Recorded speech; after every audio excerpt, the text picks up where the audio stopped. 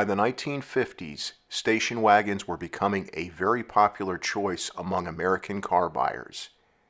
When compared to two-door and four-door cars, station wagons offered more cargo capacity and in some cases increased seating capacity due to a third seating row.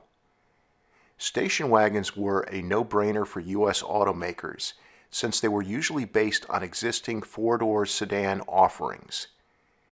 In other words, it was just an iteration of another car that a given automaker was already producing. Station wagons became the SUVs of the 1950s through 1980s. Though four-door wagons were the most popular wagons after World War II, by the 1950s the two-door wagon was nothing new, but it had seen a bump in popularity. What was new was marketing one as a sport wagon. Chevrolet with its 1955 to 1957 Nomad, and Pontiac with its 1955 to 1957 Safari, both were two-door station wagons that were trailblazers in this new sport wagon market.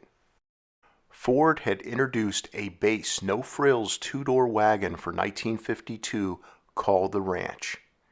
After the release of the Nomad and Safari, Ford wanted in on this market and released an upscale version of the two-door Ranch for 1956 called the Parklane, not to be confused with the later Mercury Parklane. Ford decked out the Parklane with lots of flashy exterior chrome, standard features, and made available some upscale options. The net effect was 15,186 Parklanes were produced for 1956, which made it a success in that its production was more than the combined 1956 production of both the Nomad and Safari. For 1957, the two-door Parklane was gone and replaced with the two-door 1957 to 1958 Del Rio Ranch wagon, usually referred to as just the Del Rio.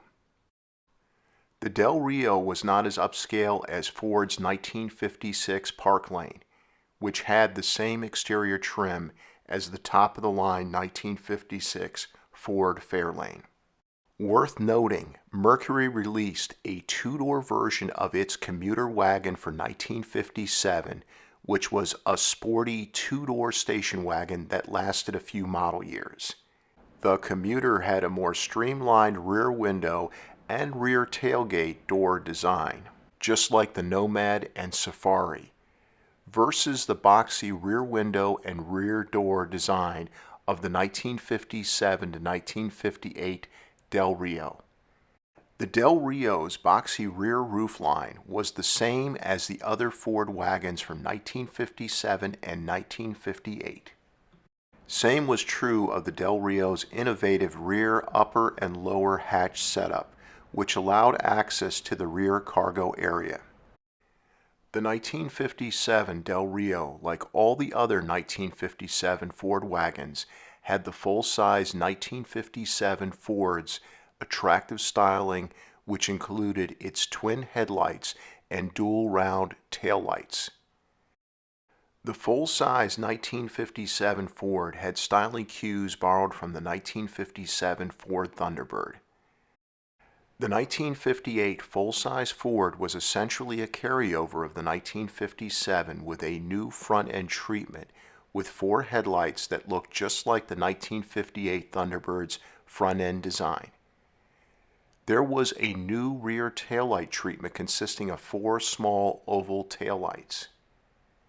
The overall look of the 1957 and 1958 Del Rio was sporty, especially with the loads of exterior chrome trim and its two doors.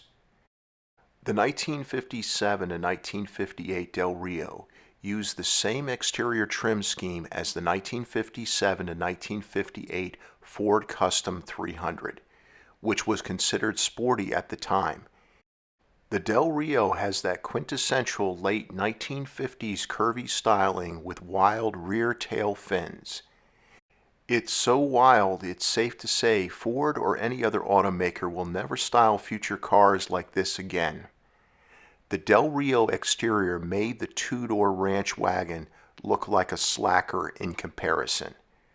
But it was the Del Rio's colorful and artful interior that really shined in comparison to the ranch's mundane interior.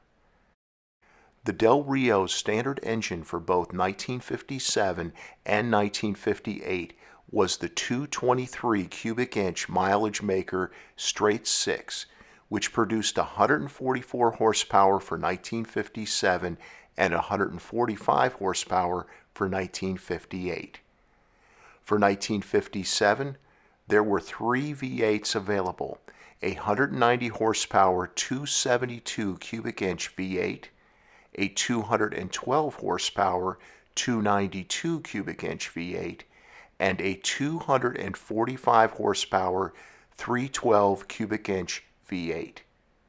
For 1958, the available V8s were a 205 horsepower 292 cubic inch V8, a 240 or 265 332 cubic inch V8, and a 300 horsepower 352 cubic inch V8.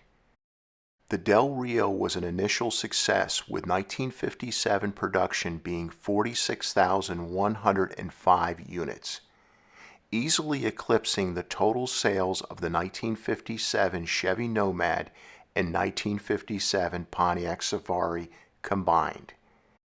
However, 1958 Del Rio production dropped to 12,687 units. The reason for the production drop was the two-door wagon was just not as practical as Ford's four-door wagon models, which had easy access to the back seats due to the two extra doors. Most wagons during this time period were used for family hauling duties, and having two extra doors made much better sense for most buyers.